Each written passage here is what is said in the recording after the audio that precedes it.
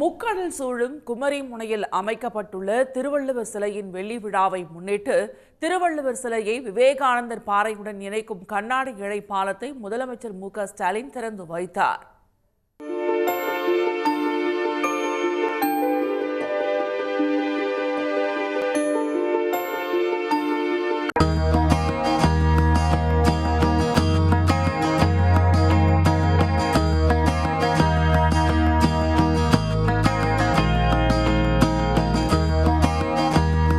கன்னியாகுமரி கடல் நடுவே 133 அடி உயரமுடைய திருவள்ளுவர் சிலை நிறுவப்பட்டு 25 ஆண்டுகள் நிறைவு பெறுவதை ஒட்டி தமிழ்நாடு அரசின் சார்பில் வெள்ளி விழா கொண்டாடப்படுகிறது.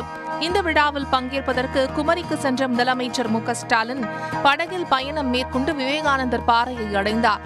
அங்கு பேரறிவு சிலை என்ற அடையாள சின்னத்தை முதலமைச்சர் மு.க.ஸ்டாலின் திறந்து வைத்து புகைப்படம் எடுத்துக் கொண்டார்.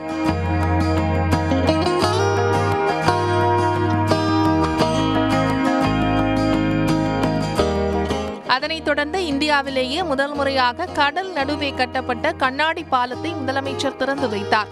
திருவள்ளுவர் சிலை மற்றும் விவேகானந்தர் பாறையை இணைக்கும் வகையில் 37 கோடி ரூபாய் செலவில் இந்த பாலம் கட்டப்பட்டுள்ளது.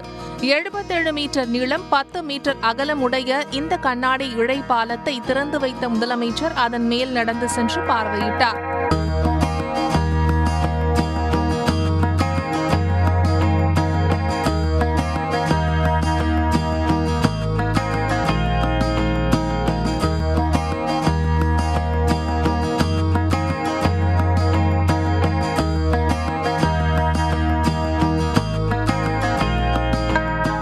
தொடர்ந்து திருவள்ளுவர் சிலைக்கு முதலமைச்சர் மலர் தூவி மரியாதை செலுத்தினார். பின்னர் படகு மூலம் கடற்கரைக்கு திரும்பிய முதலமைச்சர் திருக்குறள் நெறிபரப்பும் 25 தகைமையாளர்களுக்கு அவர் சிறப்பு பரிசு வழங்கி கௌரவித்தார். மேலும் கடற்கரையில் வரையப்பட்ட திருவள்ளுவரின் மணர் சிற்பத்தையும் முதலமைச்சர் மு.க.ஸ்டாலின் பார்வையிட்டார்.